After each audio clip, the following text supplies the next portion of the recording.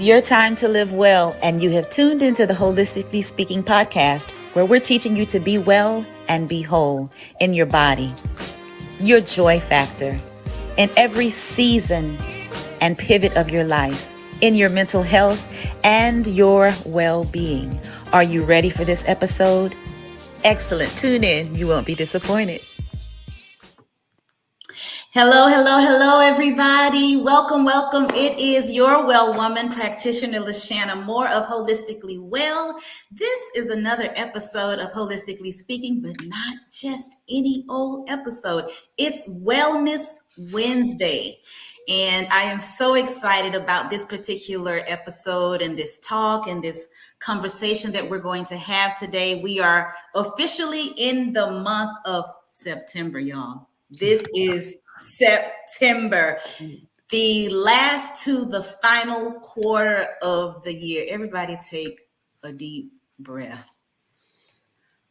Whew. I'm glad, I'm thankful, I'm excited, and I am very curious as to how the rest of this year is going to finish. And I know with the grace of God, we're going to finish strong. We're going to finish well and whole, which is what we are all about. So listen, as I mentioned, we are in September, and September represents several facets of health and well-being this month. With this Wellness Wednesday special, we are focusing on Suicide Prevention Awareness Month. And I have a very special guest who's going to join me. You're going to be introduced to her in just a moment. My very favorite therapist, wisdom giver, counselor, psychotherapist. She is all things. I have a friend, y'all have heard me talk about the Olivia Pope of business, right? So Practitioner Morgan is the Olivia Pope of mental health. And I love it so very much. I had an opportunity and was blessed to introduce her to the ladies at the We Treat this summer, which was absolutely phenomenal. And so you're going to have an opportunity to experience her today. I want to share some information about her, but let me prepare to bring her on the screen so that you can see her. And let me bring you on. Hello, Morgan. Hello. Thank you so much for joining me. Thank you for being here with us. I see you all. Come on in. Thank y'all for joining. And, I have kind of affectionately pinned you as Practitioner Morgan, but you have quite the background and experience and qualifications in the area of education and mental health, and wellness, really. So let me ask you, what do you prefer to be regarded as? I am okay with Practitioner Morgan. I'm okay with Aisha. And that is perfectly fine by me. So I dare not. Yes, you do. Olivia Pope of mental health. Come on. I respect her so very much, and I'm just so thankful for the connection. And so I'm either calling you Miss Morgan, Practitioner Morgan, Counselor Morgan. Let me all share a little bit with you about her. I'm going to run through her bio for a moment so that you can hear. So she is a licensed professional counselor in the state of Texas. She has a Bachelor of Science degree in psychology, a Master of Education degree in clinical mental health counseling, over 25 years of experience. She's going to help us today in the mental health field, and it includes providing direct care, assessment, therapy services to adults, children, adolescents, families with severe mental illness, health issues such as HIV/AIDS, history of trauma, abuse, behavioral problems, substance abuse issues. And she serves her church's counseling and teaching ministry as well since 2006. She is the founder of Journey to Life Counseling and Community Services, PLLC, founded out of a passionate desire to encourage and help others to inspire hope, to empower others to embrace change in their lives. And I'm so excited to have you, as I have said already. So we have something here that we do on the Holistically Speaking podcast, and it sounds like this. Let me share this with you.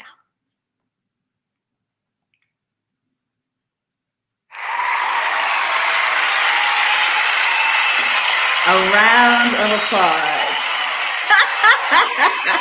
Oh, you are so sweet. Again, welcome, welcome, welcome. Okay, y'all, you know how we get our housekeeping out of the way. So let's go through this disclaimer here. The disclaimer: information shared on these episodes are the beliefs and opinions of the host and the guest of the host. Health topics are not designed to treat or cure medical issues. Please consult your physician for that. And our spiritual episodes are from the foundation of our Christian faith. So we want to make sure that we make that clear and understood. I love the fact that we have so many different people from so many backgrounds and walks of life that follow. I want to say thank you to those of you who do that. Even though many of us may be from different practices, I appreciate your respect and trust in the voice that we provide. So it's Wellness Wednesday. We're going to talk about, and I loved this term, mental health fatigue. I think, Ms. Morgan, I liked the word fatigue because it was a very visual, the term is very visual to demonstrate the emotional and physical feeling of a person. There's one thing to be tired, but when you say you are fatigued, it gives a feeling of a different kind of weight.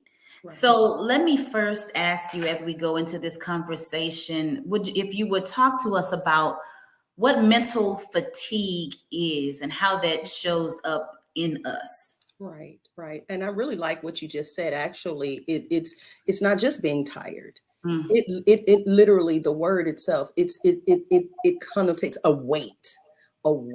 And that's exactly what it is. Mental fatigue, also known as mental exhaustion, is just that feeling of extreme tiredness, extreme, just like there are other emotions and things that is categorized by, like, no matter how much sleep you get, if you're getting it at all, it's just that I can't get enough sleep. I'm just really, really excessively tired.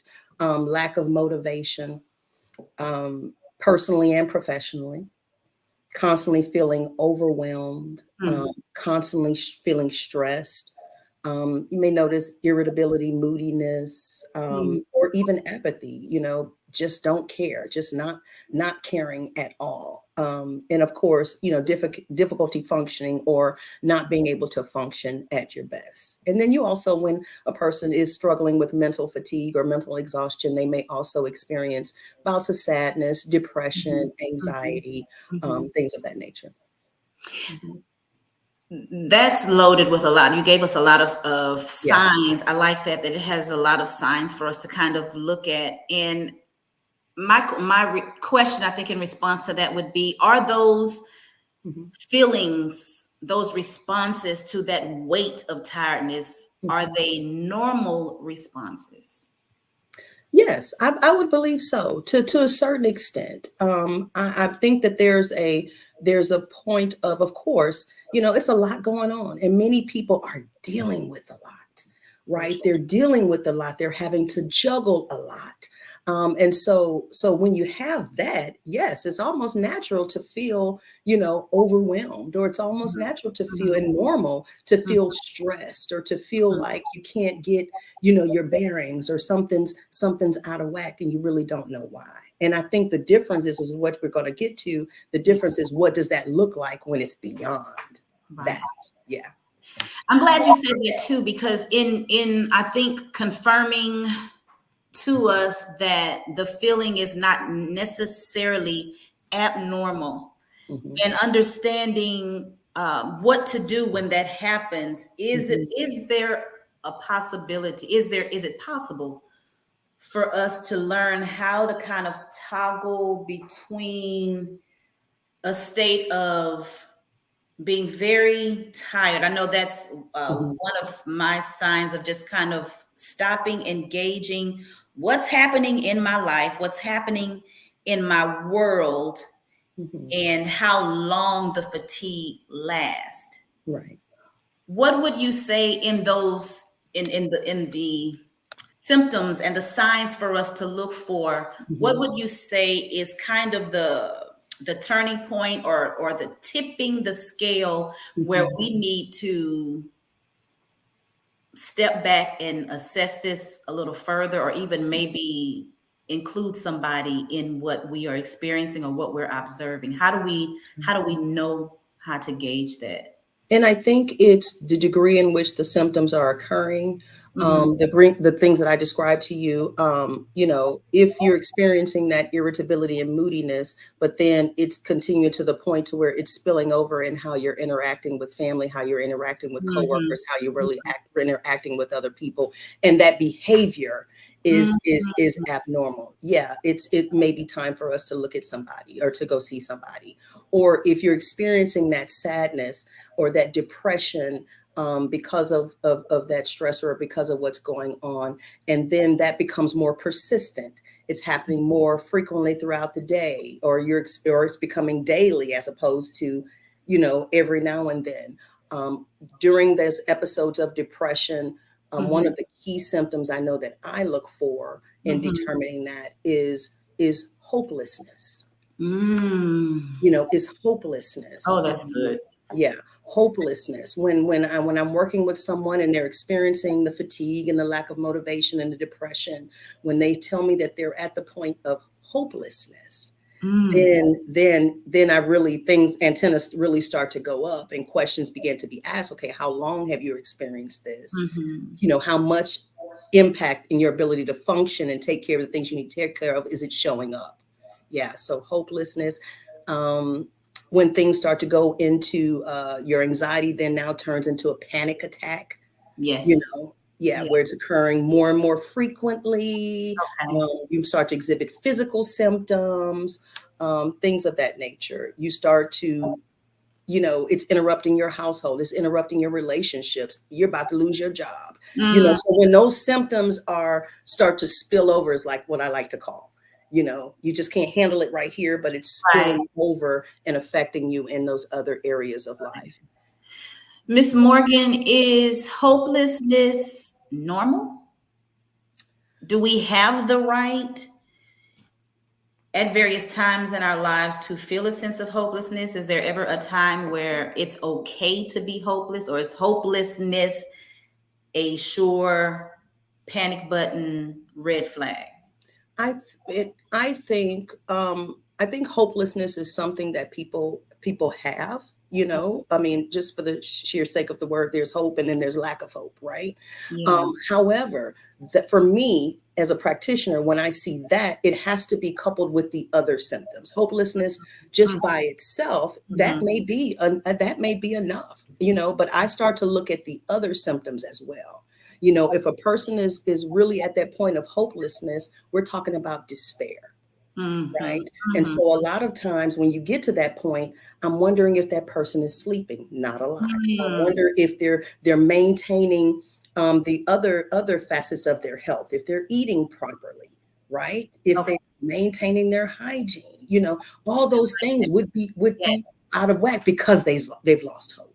I Yeah, love this. yeah, It further qualifies why mental health is a part of wellness and well-being. When yeah. we think about wellness, we think about, all of well, what comes to a person's mind at first is all of the advertised, the trendy things. It's the self-care, it's the, Mhm, the hair, the nails, mhm, the food, the quote unquote eating mhm. clean, the exercising, the going to the spa. But when you think about mental health and the wellness nature, or the need for being well mentally, then we Mhm. think about the things that you just shared with us. Am I eating? Am I sleeping? Am I going about my day feeling like I am in connection with myself in my body? That's right. Uh, and That's right. and the behavior, you spoke a minute ago about behavior and how we are behaving and how we are interacting with other Yeah, people. yeah.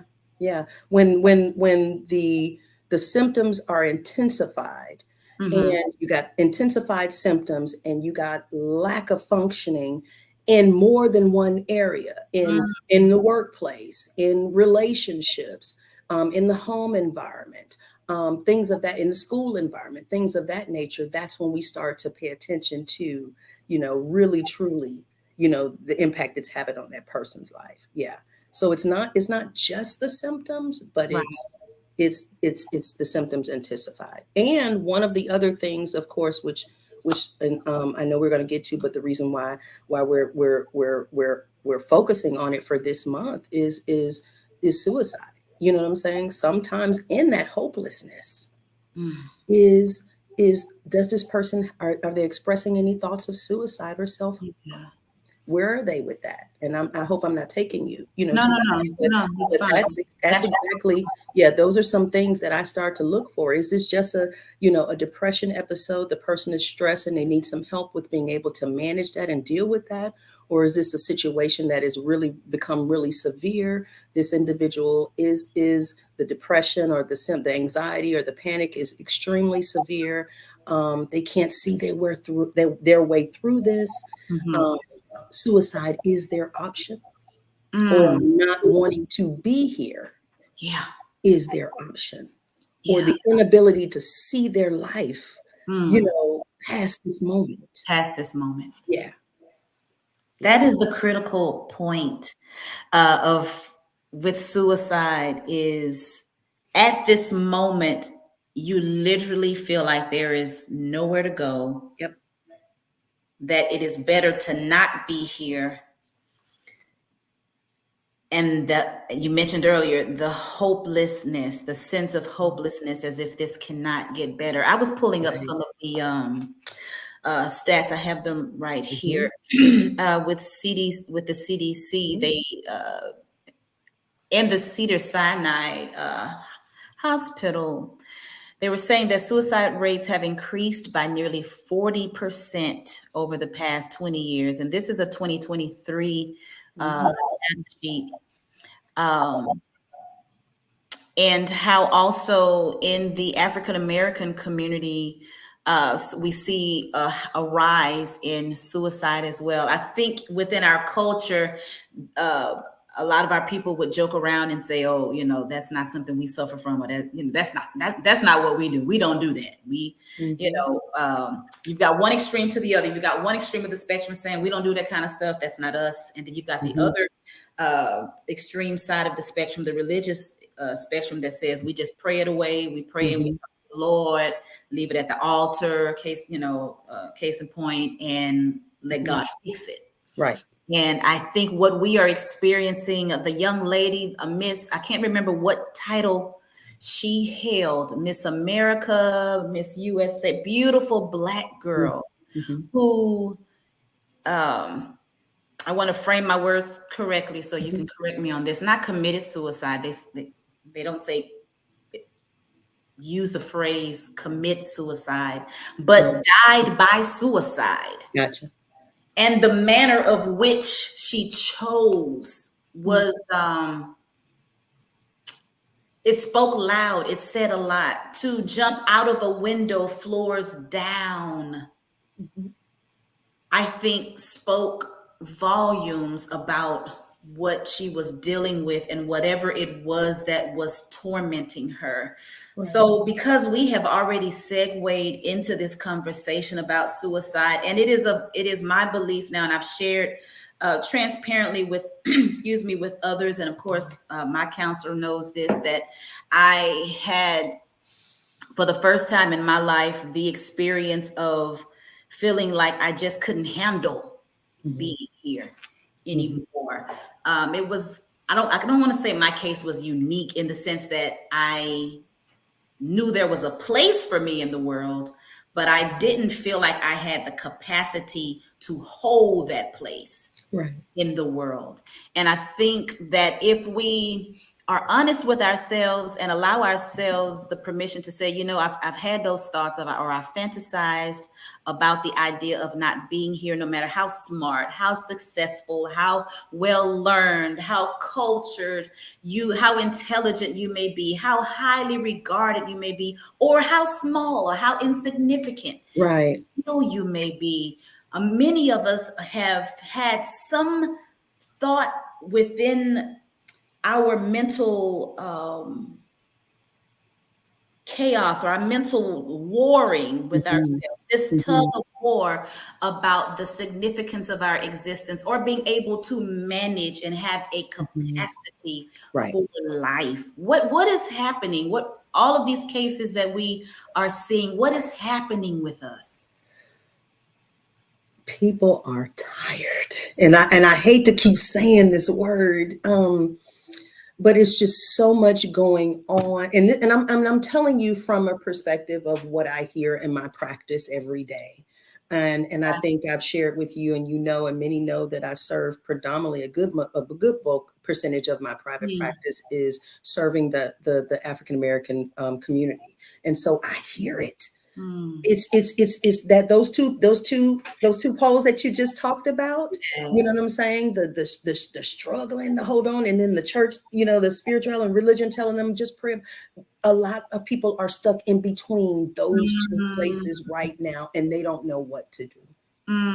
They mm, don't really know what to do. It's because it's so much. It's everything all at one time. It's I can't get through this without here comes something else, and everything is major. Everything requires me to act upon and do something right now, and I barely got over the stuff from last week. No, let's be honest, I barely got over the mm. stuff from when I was 5. Come on. So if I'm struggling to deal with the stuff that I when I was 5, and now I'm 40, and Hmm. I'm being hit with life challenges, work issues, family stress, Hmm. not being sure in what season I'm in, all those type of things that Oh, come that's with good. it. Yeah, That's good. it's I like to call compound. We call it in therapy and counseling compound stress. You heard of compound trauma. You heard of complex grief. It's that same notion. People don't have a chance Mm, to get a break, or to get a grip, or to figure it out. They mm. have an opportunity, for what someone shared with me, for life to slow down long enough, Helping somebody. long enough for Helping. them Yes. to get their bearings. They Yes. don't they and don't feel like, because of the position that they're in, or the role that they have, or Hmm. maybe they're just by themselves, don't Hmm. feel like they can sit down, Mm, don't feel like they can stop and take a break. They're struggling to see their way through.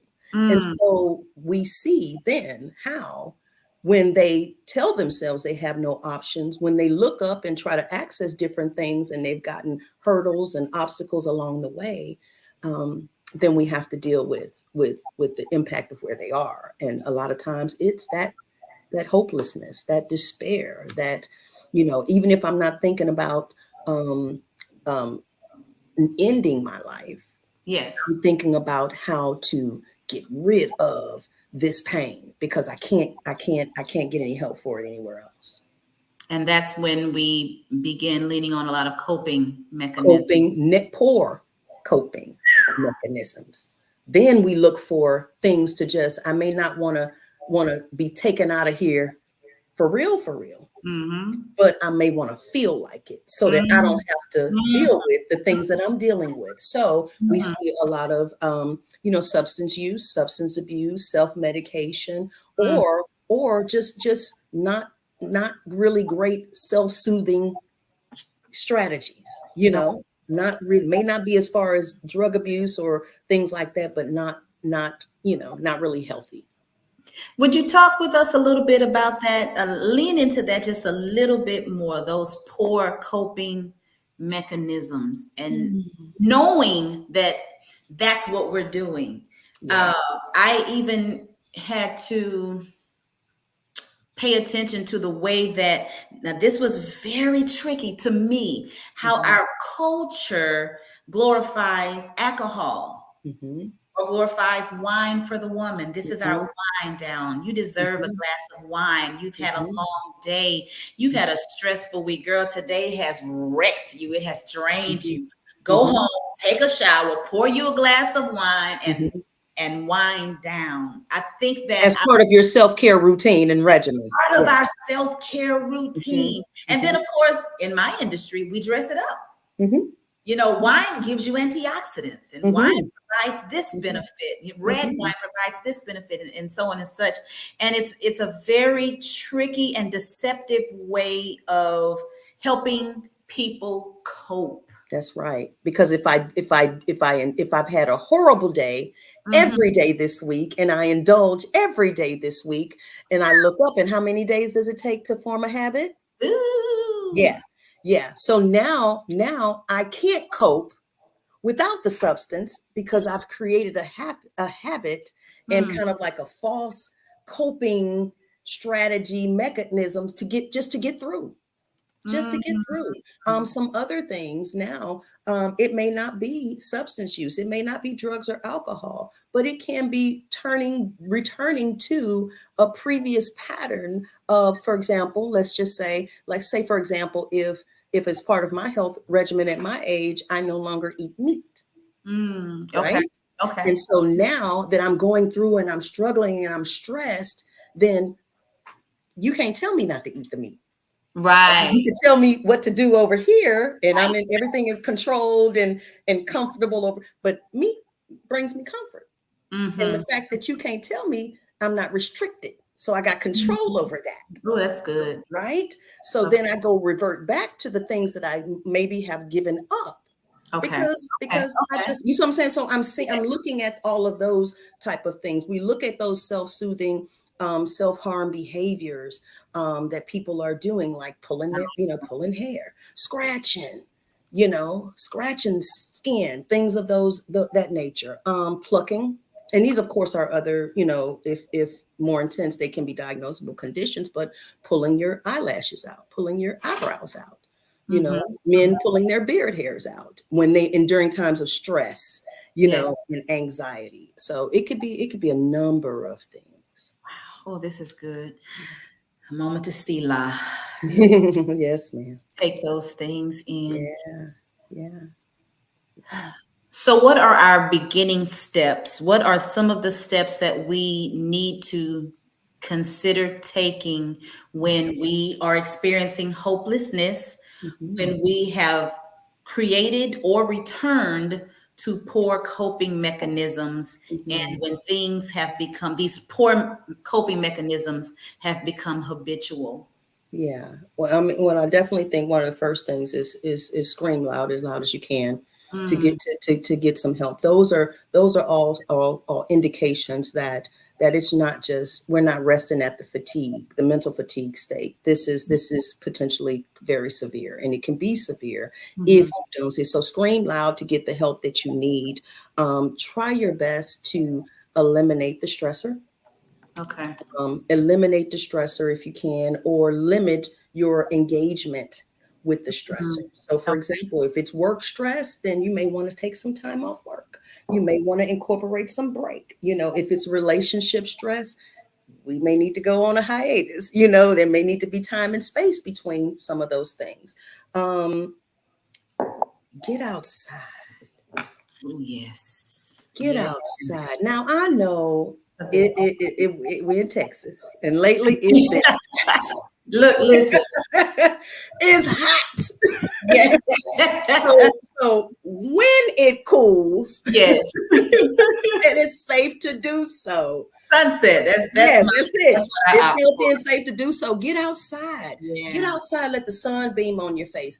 Yes. If the stressor has you boxed in, working from home, and Mhm. you boxed in and you're stressed, get out of the house. Go outside. Yes. Yes. Do something new. I like that.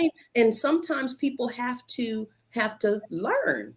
Right. Learn those things that they enjoy. Learn, reconnect with some of those things that you used to like to do. Do something new. Mm. Ask questions. Get with your Mm. friends and say, hey, what are you doing? What are Yeah. some new things that we can do? Explore. Explore. I like. Um, find positive ways to distract yourself. Ooh, okay. Mhm. Now, I said positive because not all distractions are Not positive. positive. Yeah, so Yeah. find positive ways to distract yourself. If you are stressed and you're ruminating about whatever the stressor is, Mm-hmm. find ways to change your thoughts, to change your focus, to distract yourself. Um, I and then like. focus on the things that you can control. Hmm. Focus on what you can control. Okay, there's plenty things that we can't control in life. And sometimes those are the things that we hold on to and that cause us that severe stress. But if you focus on what you can Can control, control. what you can do, and leave the rest up to the Most High. That's all I say. That's what I say. So you are saying, Mhm, I'm asking a rhetorical question here, mhm. that there are things that we can control. Are you saying that there are things that we can actually control? Absolutely. One of them is you. And that is empowering. Yeah, yeah. One of those, the big thing is it's you. Yes. It's Oh, you. In a lot of situations, I'm telling you, I can't even, I'm going to start to gather my own data and do my own research for my practice. I really do need to, yeah. because one of the things that I'm interested in is the number of people that's it. We spend a lot of time focusing our energy and our thoughts and our heart and our mind on things that we have zero control over. Another person, Yes. what they choose to do, what Yes. they think about you, it, and whatever you have going on. Yes. The outcome of things that you give all your time and energy to, we can't control those things. But what we can control is you, Mm-hmm. us, your Mm-hmm. thoughts, your Mm-hmm. reactions, your Mm-hmm. response, what you do, your energy. Yes. Yeah, Yes. what you show up for, what you choose to show up for, Yes. all those things. When you take a break, when you say enough is enough, Wow. all those things you can control. So if Wow. we focus on that, Yeah. I love that yeah, because it gives power back to you. that's right. And I think also when I hear it and when I hear you explain it the way that you are, it gives you responsibility to reframe the way you're looking at things, to change the perspective, the Hmm. perspective and the Hmm. perspective. That's the word I want. The perspective on Hmm. how you're seeing things. Right. And it had become a cliche-ish mantra at one point. You can't control things on the outside, but you Hmm. can control yourself. But we don't think about that in times that it's needed. That's In right. your ambulatory moment, in That's your right. 911 moment, that moment of being hopeless, of That's right. considering your status in this earth. We don't stop and apply it or consider it at the time that it's needed. I can focus on me, the things Right. that I can control, and Right. that's me. Right. The number of times, I mean, just in thinking about it, how often does a person that is dealing with a stressor or a chronic stress or repeated thing that's causing them some mental fatigue, um, you know, I wonder how often that they're thinking about, you know, somebody else, or they're thinking about what someone else would do in Mm, this situation, or they're thinking about, well, why that person just don't do this, mm, or if here's a common one, if it were me, I would do XYZ, right? uh-huh, And a uh, lot of that, when we start looking, really examining that and yes. start helping the person to see you don't have any control over that. Hmm. Well, that's where most of my stress was coming from, because I was holding on to it. Hmm. I was holding myself hostage, so to speak, because this other person or this other individual wouldn't do what I thought that they Thought. should do. Yeah, so I And think that's it's big in huge. the Black and brown community. Yeah, I think it's huge. It is. It's That's huge. big with us. Not It's saying that huge. other communities don't, but I know just in the culture of how we raise our children, how we navigate hard things ourselves, how Right. we often isolate, or we want everything to stay quiet, or within the home, within the family, things that we just will not allow ourselves to have discussion and talk about, is Yeah. predominantly, I've seen it a lot in our brown and black communities. I want to end with this one, and then I have to share with everyone how to connect with you and how Okay. to hear more of what you have to share. I don't know if this is something that a lot of therapists are experiencing, but when I began doing, excuse me, when I began to dedicate more work to women in the hormone health space, perimenopause and menopause, I came across a very startling concern of suicide rates spiking in those who were entering into perimenopause. Mm. And I found some stats on it. It was a survey of 2,000 women between the ages of 46 to 60 that found 9 in 10 women Mm. through the menopausal transition experienced mental health problems. Mm. 1 in 10 experienced Mhm. thoughts of suicide. Mm. More than a third of them said they hadn't sought help for their symptoms. And 8 out of 10 said they didn't discuss their mental health issues with their spouse or medical professional. Mhm. And it is very startling to me to see this age range of adults who are considering either suicide or are in extreme mental health crisis and are not reaching out for the help. And so I wanted to share that with those who are listening also, because I want you to understand that don't underestimate what you feel. That's right. What do you want to say to that, Ms. Morgan?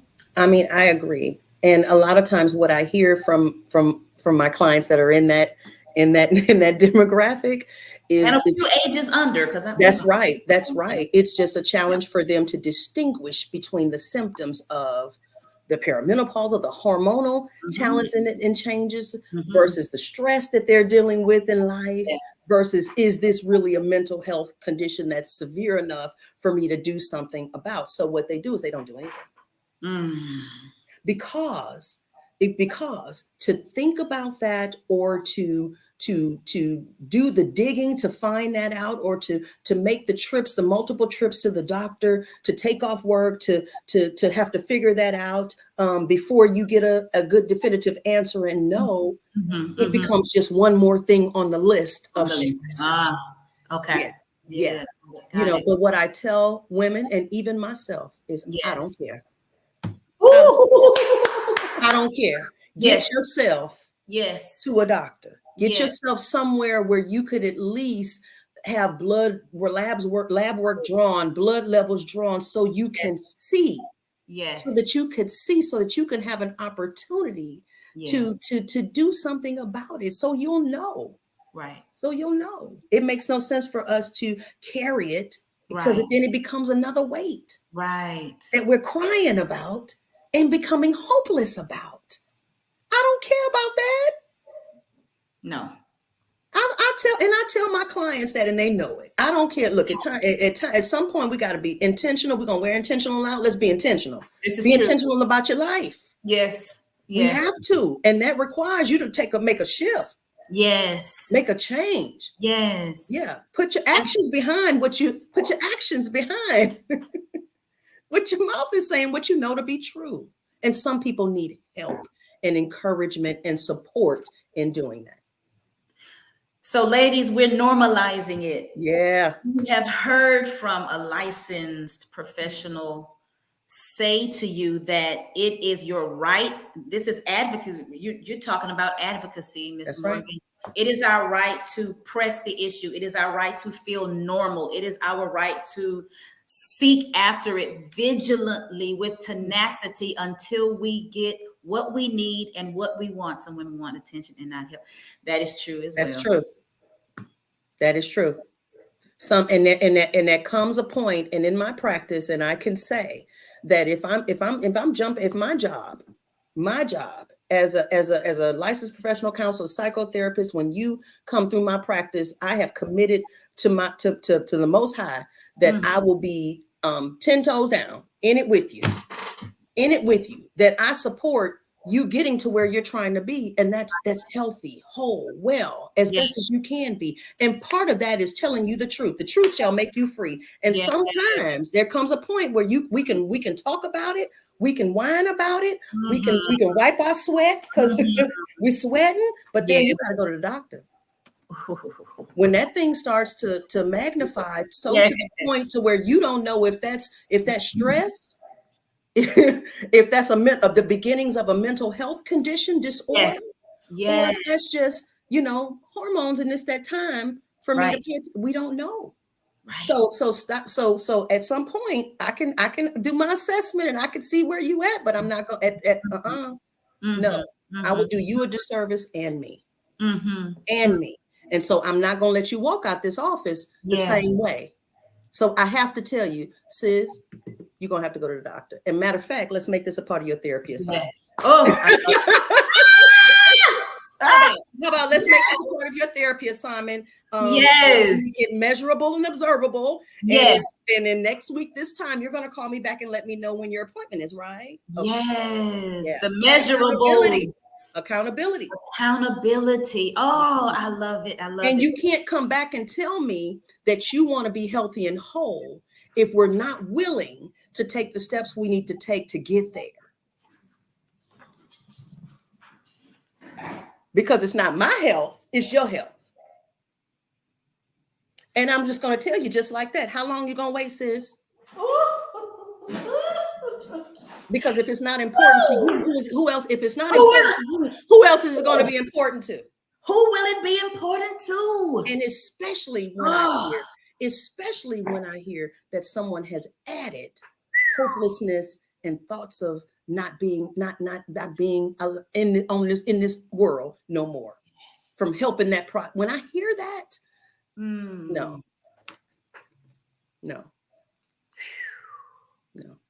Oof.